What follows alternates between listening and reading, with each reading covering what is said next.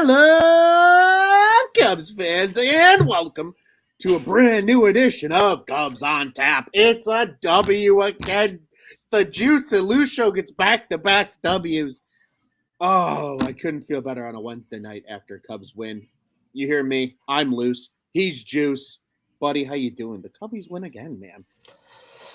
Let's start a streak, man. It'd be nice to, kind of rack a few. You got tomorrow, you got Kyle. All the vibes will be there at Wrigley tomorrow. It'd be awesome to see that, and coming off of an awesome Marcus Stroman start. How fun was it tonight, man? It was one of those that you feel as long as he's on the mound, he's in control. Kind of started out more or less, down 2-0. He gives up the home run, but, it was one bad pitch over the course of the night. Everything else was just fine. And another 8-inning, 2-run. I think Boog said it or JD said it on the broadcast. They're like, it doesn't even feel like he's given up a run. He's pitched that well that it just didn't feel that way. But he constantly continues to pick up the ball every fifth day and give you a chance to win. And that's what you need out of your ace. 100%, man. And I think that's where we've got to start. Marcus Stroman, it's good to see him get a win, too. I feel like he was a little snake bitten from the win perspective. Good starts, just not getting the run support. Well, he got enough tonight. When you go 8 innings and only give up 4 hits, the 2 earned, as you mentioned already, only walked 2, 3 Ks. He lowers that ERA under 3. He's down to a 2.95 ERA on the season now.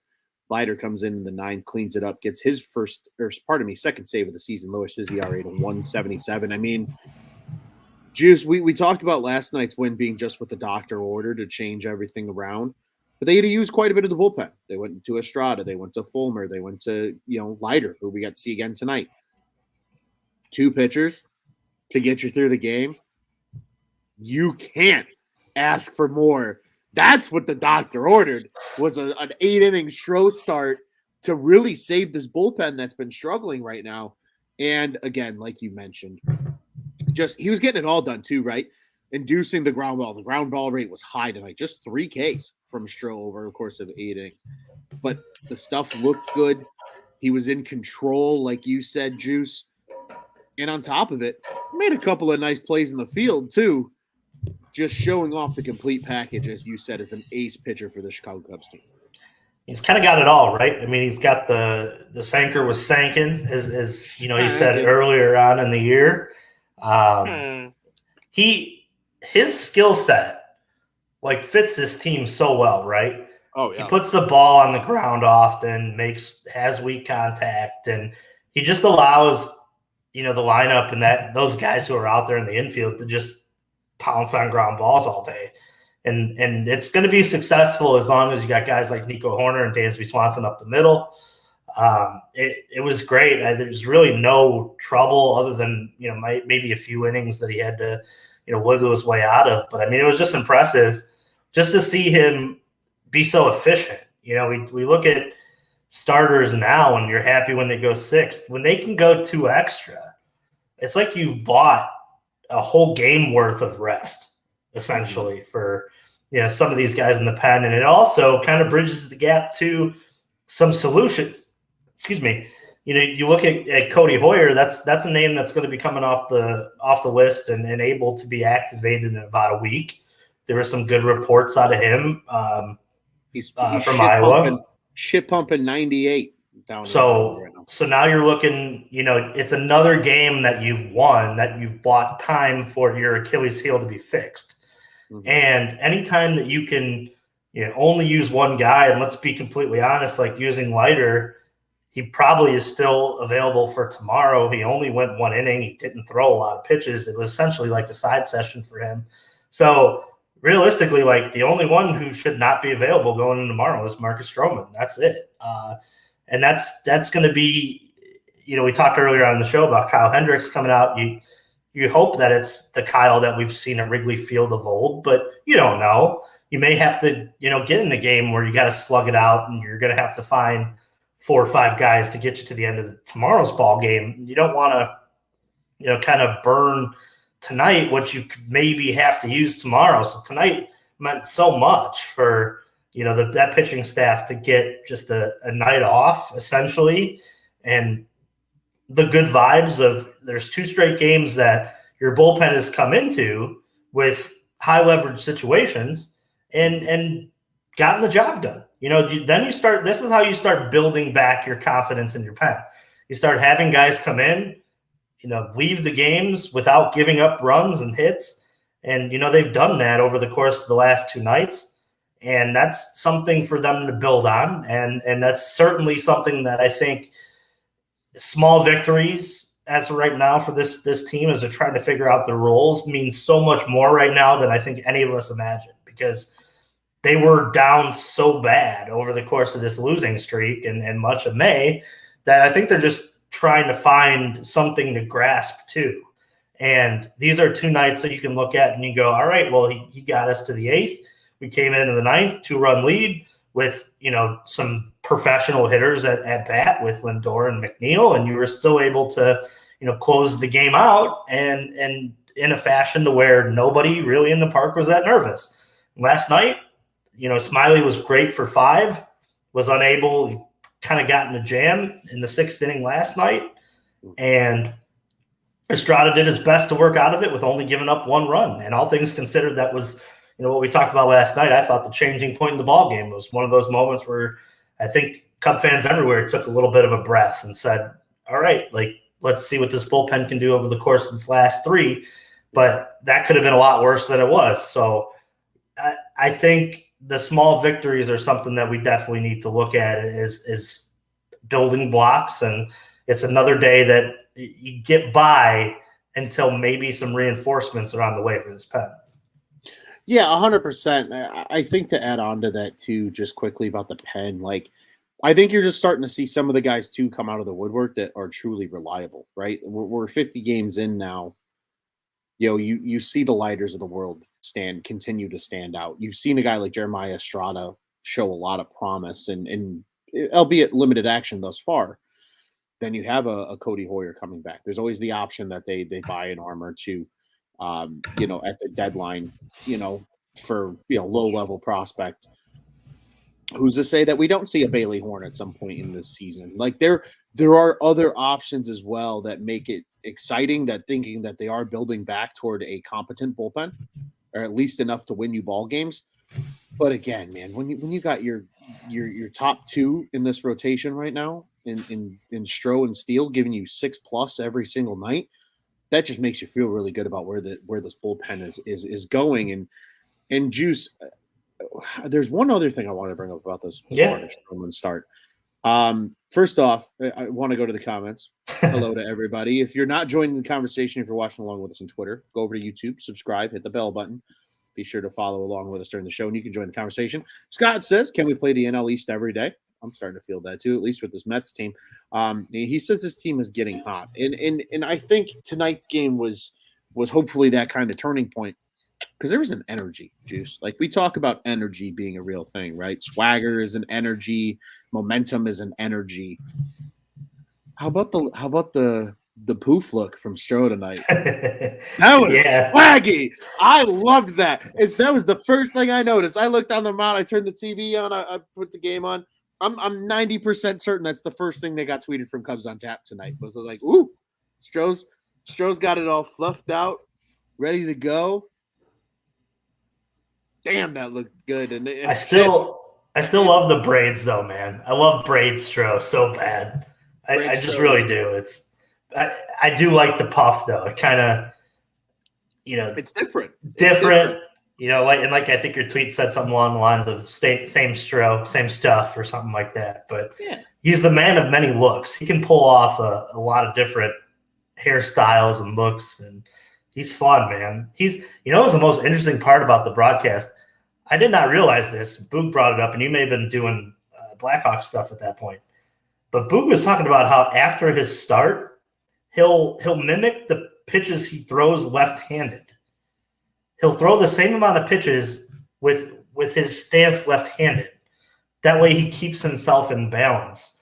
And doesn't have issues with one side of his body, opposed to it kind of keeps everything stretched and he doesn't get tensed up on one side. And I thought that was interesting. There's something I never even thought of, that, you do so much movement with one side of your body and that left side kind of gets neglected, but he's kind of, found a way to kind of combat a little bit. And he doesn't throw crazy hard. He doesn't, have the 95 plus stuff. I mean, he can get up there, but he's not a power pitcher. He pitches to contact. But I just thought it was interesting to, like, there's so many, we sit here and we watch the game and we think, like, they show up, they stretch, they get ready, but you don't realize, like, the behind the scenes stuff that they don't ever talk about.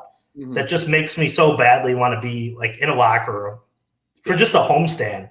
Just be like, what are these guys doing when, the game's over, pregame? I know we talked to Steele a lot about it, but Steele, like, just seems like that normal kind of prototypical pitcher, right? The guy who he just shows up and he's got the bulldog in him and he just competes. Where opposed to, like, Stroman's, like, quirky. He's got that, like, that difference about him where he's always trying things. It kind of reminds me of, like, a less, like, I wouldn't say less athletic, but, like, a less strong, like, remember Jake Arrieta was doing all the Pilates and all that weird stuff? Mm-hmm.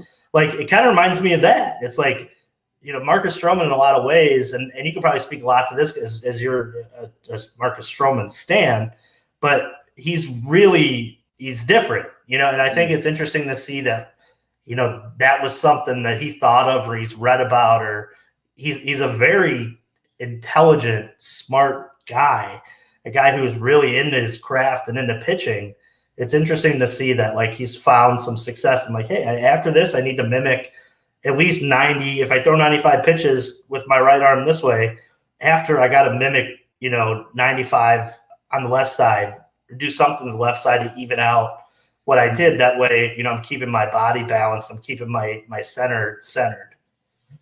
Yeah, and this is why, Juice, like, for stuff like this is why I enjoy when players go on podcasts and speak out.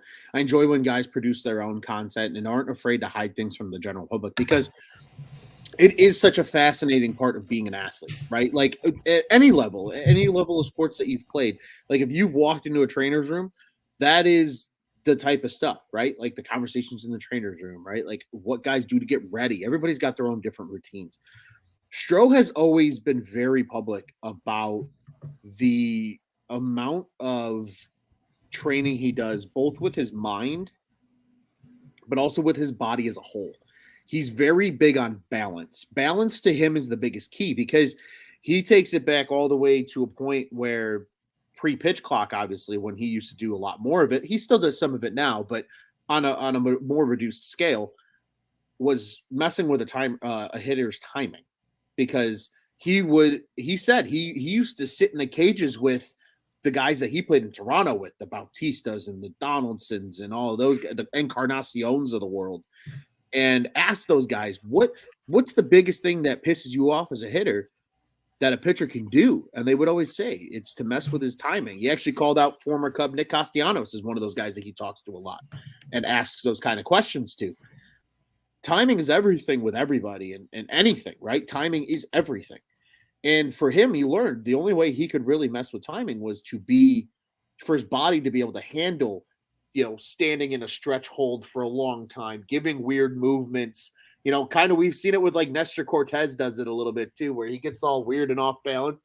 Then he comes in with a weird arm angle and it gives you something that's off. It screws with your timing and your thought process.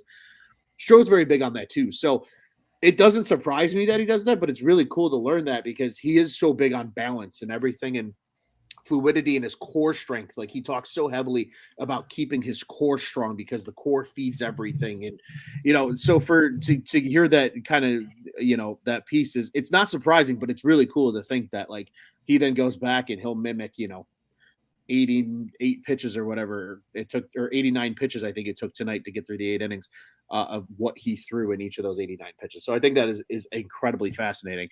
Yeah, man, like you said, he's just different, but he's such a fun player to have in Chicago. And I'll hammer the drum now. The reports came out that the Cubs had approached Stroman about extension talks. Get her done. Get her done. Just especially too, since he just fits the timeline, like his prime is going to fit the timeline of this window so well, right? I mean, and he's going to age so gracefully, I feel like. Absolutely. Like he will be a fourth and fifth starter at one time, but it'll be one of those guys that you don't want to face because he will be quirky and he will be, he'll throw that sinker and that sinker like doesn't need to be like have crazy velocity for it to be effective. I mean, it's a movement pitch and it's something that makes hitters beat it into the ground. I think that like that's one of those that you feel comfortable with, and you look at like his injury history, and there's not much. He does pick up the ball, get the ball as much as he can in terms of like this year, and he's been healthy ever since his beginning of his Cub career. But when he's healthy, he very much is a guy that you can count on. And like I said, I think that he just ages gracefully, and he really you're going to get the best. You're probably going to get the best Stroman for the next couple of years in your window of contention too. So you might as well. I mean, you're going to find somebody on the open market who's going to be cheaper, and he probably with the way he describes Wrigley, he probably gives you somewhat of a discount considering how much he loves playing here. I mean, he's going to get paid, but he's talked all about how much he loves the energy, the fans in Chicago, and how much the fan base and the locker room has embraced him. Because let's be honest, man, like for the longest time, he was a controversial character. I mean, he's not somebody that was loved by everybody the minute he walked in. Like we said, as quirky as he is with his pitching, he's quirky with his personality too. So it's very much something that I think that he's found a good home. He's found a good locker room. He's found a good fan base to get behind him. And yeah, man, he just loves pitching at Wrigley. It's something that we absolutely would love to have here for a while.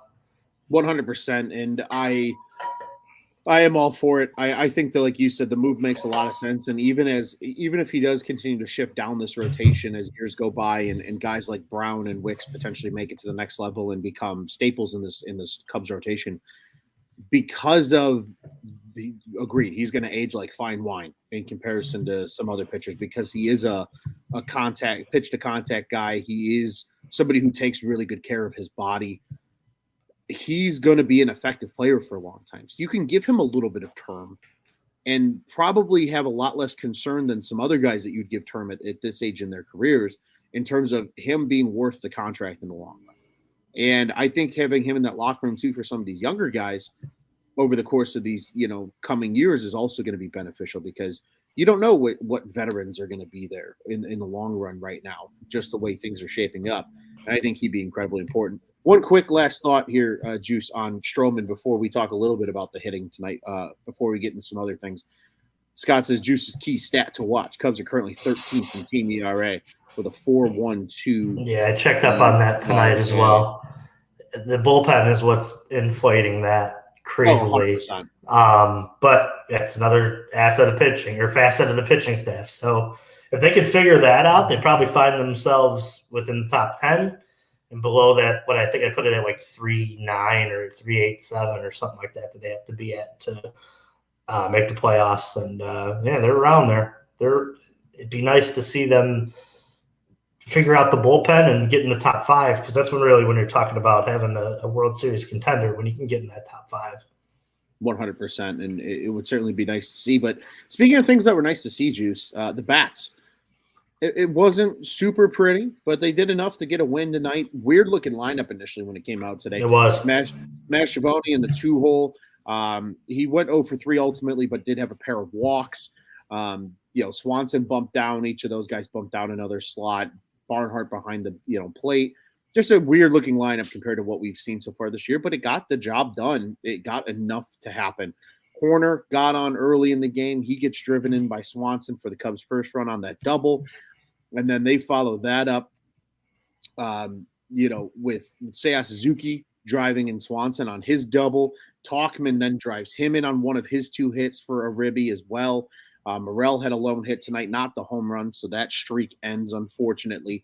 But then Nico with the insurance run blast, and that was a nice shot to see out of Nico. It was good to see his power coming back as well.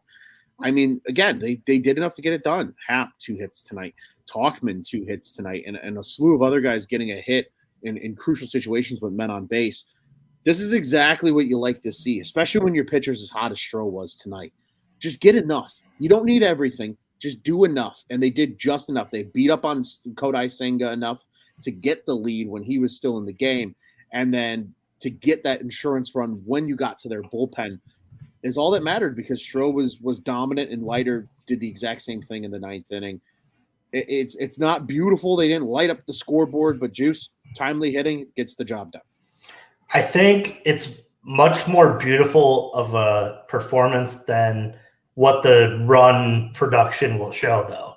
I mean, Senga was at 90 pitches in like the 4th inning. I mean, it was very patient. This is honestly like what they did tonight, I think, is one of the best recipes for them to win night after night after night.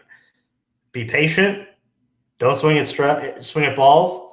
When you get something in the zone, let it loose. And they did that. I want to know what the stats are and what the Cubs win record is when Dansby Swanson has an RBI and Nico Horner has an RBI. I bet you it's probably a pretty high winning percentage. I know it's just probably a very small sample size, but those two guys at the top of the order, when they're driving in runs, you feel comfortable, right? It feels like they're setting up the power guys in the middle. And also that means that their lineup at the bottom is really performing, because when they're able to get hits and drive in runs, it means that there's guys on base when it's getting flipped over. And that's something that you look at. Those two guys are not necessarily run producers. They're table setters. But they have the ability to be that, 80, 90 RBI guys if this were a Cub team where you didn't have power hitters. But you do. And that's a great thing about, the course of this lineup. And, yeah, I thought it was a weird lineup when I saw it. And then as the game went on, it's one of those where you look at Ross and go, oh, okay, good for you, man. Like, notch on your belt there for, looking at some of the matchups, and it made sense. There was a lot of, great plays being made in the field for a guy like Stroman, who gets a lot of ground balls, and also too, like, some timely, simple at bats. I think that they may have saw something on Senga's tape to where if they laid off of a lot of the fork ball and the breaking stuff, like you make him come into the zone. And then, they were able to, play pepper a little bit and hit it out there into the outfield and get the ball rolling on that. But yeah, I want to know that record when Nico has an RBI, when Dansby has an RBI, because those two, to me, I know we talk about, Nico, we go, but those two, like, when they hit, it makes this lineup that more dangerous, and it lets those middle guys be those middle guys. It lets them take those driver swings, opposed to having to set the table again. But yeah, man, I think we're on to something here. I think we're on to something with Mervis lower in the lineup, and I think we're on to something with Morel in the middle of it, because it seems like Morel's buying some of these guys better pitches to hit too. And I wonder if that's at least a little bit of the case as he stays hot like that. And you can always move Mervis up the lineup and down the lineup if you feel like he's in a groove. But I really, too, you talked about it a couple of weeks ago. We were talking about moving the lineup around and how Joe Madden did that so many times. I think Ross is kind of realizing that he can be a little bit more experimental at times like tonight, where you're going to get a good performance out of a pitcher like Stroman against this lineup. It's a great kind of matchup for him. That was your game to go, all right, I can get Talkman at bats. I can get Miles Mastrobuoni in this lineup, because they're going to be patient and they're going to get him back into the zone. And then when he sees the fastball, they're going to play pepper with it. And that's exactly what I thought Ross saw tonight. And it made sense. And after, watching the ball game, I went, oh, that's what he saw. And he's gotten a lot of scrutiny for the bullpen and the lineups and things like that, but you can't say anything bad about him tonight, because that lineup made sense and it worked. Yep, it sure did, and things you love to see. Really quick, regards to the bats here. Absolutely agree with you on everything you said with the lineup. I think it's fun to see where he's experimenting, especially with some of these newer guys that we don't see as much on the or haven't seen as much, I should say, on the roster. Worth noting, Seiya Suzuki was the first player this year to have a hard hit off of Kodai Senga, which is constituted as a ball with exit velocity greater than 95 miles per hour. So Interesting.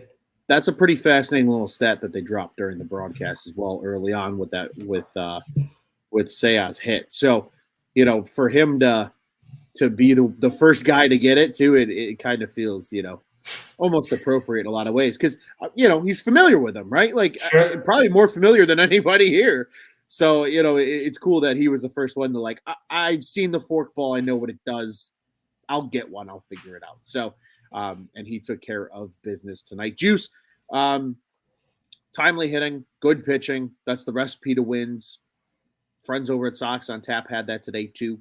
It's a good recipe for success. But let's talk a little news before we fully look toward Thursday at this point, because it involves a certain player returning on Thursday, and that is Kyle Hendricks, as Jack has said here in the comments a little earlier. Starting tomorrow is Kyle Hendricks. The professor is back. You and I were talking. There's a chance if the lineup, or pardon me, if the rotation kind of filters out the way it does, I might see him pitch next Tuesday against the Rays. Maybe the first time I've seen him pitch live since opening day of 2022. Been a hot minute. This guy has not pitched since early July of last season. How good is it going to feel to see Kyle Hendricks back out on the mound tomorrow night, Juice? Yeah, it'll tug at your heartstrings, right? I mean, he is the remaining 2016. Obviously, the managers was a big part of that as well, but he is the guy who, put the team on his back for a lot of that, the World Series Game 7, and then he pitched, the series against the Dodgers, pitched our way in the pennant game. It's just good to see Cub legends come back, right? And and he will be that. At the end of the day, when he hangs up his cleats, he will be welcomed back in the same breath as the guys like Chris Bryant and Anthony Rizzo and, the legends who didn't get it done, who weren't able to win a World Series. But I am curious to see what he has. It's been so long since we've seen him. It'll be like a reintroduction in a lot of ways to what he is, what he's good at. We still know he's got the pinpoint location. He'll have the changeup. He'll have the sinking fastball, and he'll mix a curveball. And we know his pitch repertoire. But it's been so long since we've seen him. The last time we saw him, he was throwing 85. I mean, there's a lot of talk about how he's up towards the high 80s now and throwing 89, 88, which he for him touched 90 in his last time out. Which for him, that means so much more. I mean, that 5 miles an hour, if he's able to just show 90, he doesn't even need to be consistently showing 90. Just having that in his back pocket that he can rear back and grab 90, rear back and grab 90. It's kind of funny to say it that way, but yeah, I'm interested to see. He's a field pitcher. He's a guy that, as he gets more starts, I feel like he's gotten better. Like we always talked about the Kyle Hendricks in April, when you're like, man, like this is just him. Like it's just going to be a long time until he can. But now, like he's had that spring training-ish kind of, way to work his way back in AAA. And I'm just curious to see like what he'll have, what stuff he'll have, and just battle, eat innings. I mean, we're not asking him to be a top 3 at this point. We have that in Smiley and in, Stroman and Steele.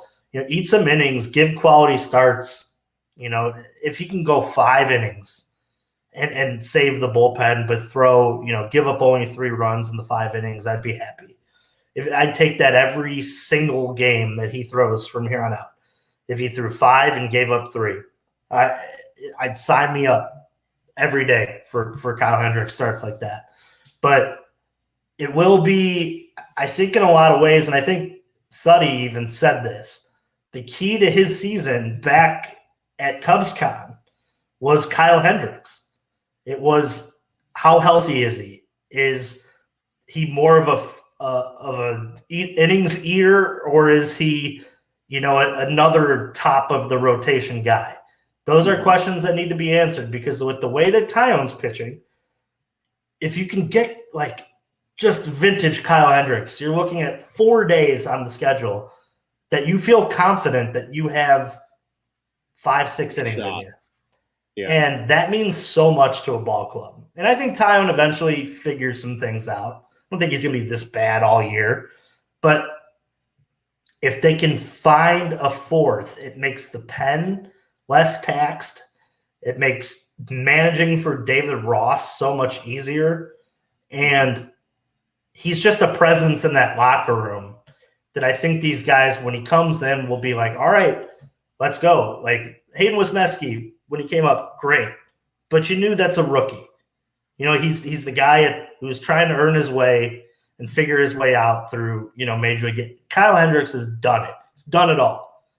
So he's a guy that these younger guys can lean on. Go up and say, hey, man, like, what are you seeing here? And that's a recipe for a leader. And somebody other than David Ross in that locker room would be like, hey, like, this is how we did things in 2016. This is how we won ball games. And I think that means so much more as of right now. And I hope that like the stuff is there to go along with that leadership qualities that he has. Yeah, 100%. I agree. I think it's going to be so fascinating to see what he can give this team, because like you said, even if he is going out there giving you 5 really solid innings, that does very much change the dynamic of this ball club going forward, because Hayden struggled a little bit early in the season. You saw some good starts from him, but overall struggled. Tyone has struggled out the gate. So it really was like 3 out of every 5 days you felt good about what you had going on. Now, if you bump that up to, 80% of the time, you have a starting pitcher out there that's going to be solid. That is incredibly encouraging. It's just going to be good to see Kyle Hendricks back. I hope he's vintage Kyle. I feel like, again, another pitcher that I feel like ages gracefully because he doesn't throw hard. As long as he still has the movement, and maybe he's worked on some stuff in that time where he's been really like taking his time to truly get healthy and come back. Maybe he's been working on some stuff. Maybe there is going to be a little more spin than there has been the last 2 or 3 seasons. Maybe we do start to get a little bit of that vintage Kyle. Do I think he's going to be 2016 Kyle? No. But even if he can give you, I don't know. Let's talk it through here real quick, Juice. I'm pulling up some career ERAs from seasons for our boy Kyle Hendricks. I mean, he's a career 346 guy. But even dating back, let's say he gives you 2019 Kyle Hendricks. He had a 346 ERA that season. Every year before that, he was better besides 2015. Every year since then, he was really good in 2020 and then has been in the high 4s the last 2 years. Even if he's a 3.6 guy, right? That is a massive addition to the starting rotation right now, and it will absolutely let them do so much more. So I'm pumped to see Kyle back. I'm absolutely going to be keeping my eyeballs on that game. It'll be a lot of fun to see what they decide to do with it, really, and how he gets the job done, how they get through. Hopefully it's 5. He went 5 in back-to-back starts there at one point in Iowa. Maybe he give him 5. Give him 5 good and keep another good matchup for him too, right? I think this is a good team for him to come back to. There's some good hitters, but there's also some guys that will strike out an often or a lot within the Mets lineup. Mm-hmm. There's a lot of younger hitters that are probably going to be in it as well. If you're looking at like Beatty and who's the other guy, Vientos, Alvarez. Yeah. There's a lot of young guys that have never seen Kyle Hendricks, and probably, if they did, it wasn't the version that he could be when he comes up tomorrow. But yeah, I think that it's a good matchup for him. And even Alonso, it's a home run waiting to happen, but Kyle can mess with his timing, and it'll be, maybe it'll be all right. I will tell you this right now. There is one guy I can almost guarantee you will be in the starting lineup tomorrow for the Mets, and that's Tommy Pham. Career 318 hitter off of Kyle with 2 bombs. Yeah. So he's going to be in the lineup for sure. Escobar has a 357 average in 14 at bats. Marte, though, not that great. 231 in 26 ABs against Kyle. Surprisingly, Dan Vogelbach batting 455 and 11 at bats against Kyle. But again, those are more recent. What's the Alonso numbers on those? The Alonso numbers. Alonso is 0 for 4. Okay. So. And Lindor?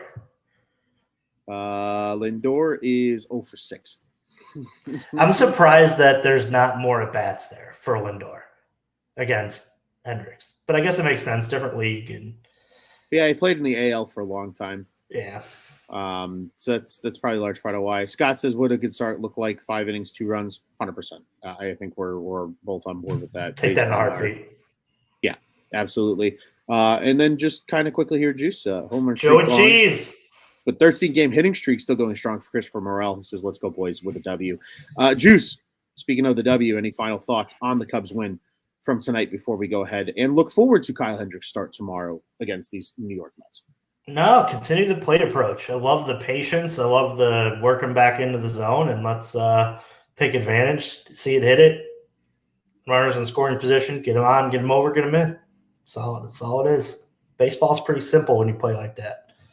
That it is, and sometimes simple is good. I'm right there with you, man. Would love to see them keep this momentum going. 2 really good games back-to-back returning to Wrigley here, and at least a series win over the Mets, but hopefully it will be more because, Juice, these teams are back in action tomorrow night on Thursday, May 25th. It is a 6:40 start. Once again, no 1:20 getaway day start for these 2 teams.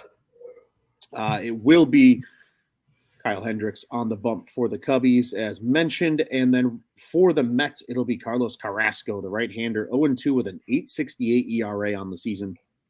He has not been the greatest by far out the gate here. Juice, additional thoughts with the start tomorrow with Carrasco on the bump, especially for this Cubs team? You know, this is one of those where you would love to, like, the first inning, they come up and just put a crooked number even before, Kyle goes out, gets a couple ground balls, gets settled in, and hopefully put up a crooked number, and then he's just able to just do Kyle Hendricks things where he can pepper the zone and kind of, man, pepper's been my word tonight, hasn't it? Pepper Very much. Just been your night. Did you have peppers today? I did, yeah. I had a nice salad with some cut up peppers and some cucumbers. Nice. And I also had peppers. I had peppers for lunch. I had a little bit of leftover fajitas, so some good. Ooh, that's next for me. I need some fajitas, but yeah, just kind of dance around the strike zone a little bit. I won't say pepper, I promise. And I don't know, yeah, just put up a crooked number and sweep it. It would make everything over the course of the last, like, I don't know, what would you say, 5 series feel so much better if they could sweep this one and the next one. Yeah. You just feel so much better about this team if they went in, on a 6-game win streak against Tampa. And that's not difficult to do. You win tomorrow and take care of business against the Reds. Yeah, I know the Reds have been tough, but, I mean, they're beatable at home. You're going to have the rotation set the way you want it. And, yeah, roll in 6-game win streak against a very good Tampa Bay Rays team. And, yeah, you'd be dancing on Memorial Day if that's the case. But I don't know. The key for tomorrow is crooked number. It's Carrasco. He's been horrible. So don't let him off the hook. So, sometimes, like, we watch these guys, I'm like, man, yeah, this guy's been horrible this year. And then they're like, we look up and it's 6 shutout innings against Cubs. Patrick Corbin, perfect example. Who was the other guy that pitched in the Philly series too? Who was it the Philly series? Who hadn't been, I don't know, whatever. Could have even been way before that. See, all those bad baseball games just rolled into one at this point. Yeah. So, but yeah, ridiculous. So let's ridiculous. Yeah, let's win some baseball games here. That's all I'm saying. Yep, I'm right there with you, man. It all starts tomorrow. Get one tomorrow. Cap off this Mets series well, and then you're at home. You sleep in your own bed as you wait for a 1:20 start with the Cincy Reds on Friday to get that series kicked off. I will be there for the series finale on Sunday, as mentioned, and then I will be there for Game 2 of that Tampa series. So very much looking forward to that. I hope this team is on a heater going into those games because just like the Cubs getting on a heater, the weather's heating up in Chicago, and summer baseball at Wrigley is just undefeated. There's nothing better. Tyler Walker, that's who it was. Pitched. Yeah, Walker was. He was horrible. And yeah, 5 really strong innings against the Cubs. Yeah, they've been good at doing that so far this year. Joey wants to know habanero or ghost peppers for the next Cubs on tap punishment since we've been talking about peppers. I don't know. We'll ponder on that one for a little while. I'd rather do a habanero than a ghost. The one chip challenge. Oh, that sounds awful. That looks like, and then you try it, and it's like, or the hot ones, black. The hot ones challenge. Yeah, I don't do well with spicy anymore as I get older. See, I love spicy, and I do. But that's my problem, Ron. I is you eat too much spicy of it and food. It destroys you. But I can't. Like in my younger days, man, like blazing buffalo wings, or always. I would ask my tia, I'd be like, yo, what's the spiciest salsa you got here? Because that's what I'm lathering my taco in and then putting, on top of the rice and on the beans too. Yeah, man. Man, you talk about fajitas. I haven't had tacos in a long time. I need to have some tacos. But yeah, man, just as I get older, bad. Just bad for business, man. Especially since I'm in the car all the time, and it's just not ideal. When there's not a bathroom within 10 feet of me, I'm in trouble if I had spicy. Totally fair, man. I'm getting a little worse as I get older, but I still enjoy the spice. I can still hold it down. It's tolerable. It's tolerable. So we'll have to talk about that one. But Juice, before we get out of here after another Cubs win, I want to remind everybody, Cubs on Tap, as you know, one of 2 podcasts. Follow our friends over at the Dingers Podcast at Dinger Cubs, Twitter and Instagram. The boys do a great job covering the Cubs. They will be live. I don't actually know what they're doing because of Memorial Day, so be on the lookout for what their schedule looks like for the Dinger boys to run this coming week. But be sure to listen to the episode from Monday night. It was Mitch and Boosh on the microphone for that one. Follow us at Cubbies on Tap. You know where to follow us, at Luce on Tap, at Juice on Tap. Joey knows nothing, Teddy Freddy 270, Nick _ on Tap. You know the drill. Bulls guy Rob as well. Don't forget about him. Bulls Bears Blackhawks. 4 Feathers was just live literally before this. I was on that show with Mr. Marchese. We had a good time. Be sure to go over and listen to that show as well. And again, they won today. So your friends are probably a little happy. Our friends are a little happy. Send your Southside friends to our Southside friends and tell them to check out Sox. And they can be friends. And they can be friends. Yes, they can, Juice. And they can be friends. But as always, OnTapSportsNet.com, at OnTapSportsNet on social media, the OnTap Sports Network. Go ahead and check out what's on tap in Chicago sports. Juice, it's always a pleasure, buddy. We got back-to-back Juice and Luce show wins. Hey, tap it out for the week. Tap it out for the week. Everything from here on out is not my fault. Yeah, absolutely. Right there with you, man. It will be a different crew for the series finale tomorrow, so be sure to join the boys when they are live, and we'll be back with you on Friday before a little bit of a hiatus over the Memorial Day weekend. We will not be back until Tuesday night when they take on the Rays in Game 2, taking a little Memorial Day break. And we encourage you guys to do the same. But plenty of live content. Be sure to be following Cubs on Tap. Joey's at the game on Saturday. I'm at the game on Sunday. So there's going to be a lot of Memorial Day Cubs weekend content from beautiful Wrigley Field. As always, Juice, a pleasure, buddy. The Cardinals lost, as Scott says here in the comments. And what do you say, Juice, that we get out of here, buddy? Fuck the Cardinals. And let's go, Cubbies.